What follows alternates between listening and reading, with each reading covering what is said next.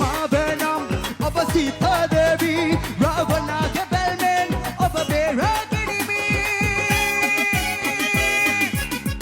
अरे भाई साहब ये कैसा आसन है චාටු කතා කියලා රවට්ටන්නේ නෑ ඔබ මැව්ව කෙනා මට නම් හිතාගන්න බෑ සංසාර පුරා එනවා නවත්තන්නේ නෑ තනි කරලා ඔයා හැරදා මමත් යන්නේ නෑ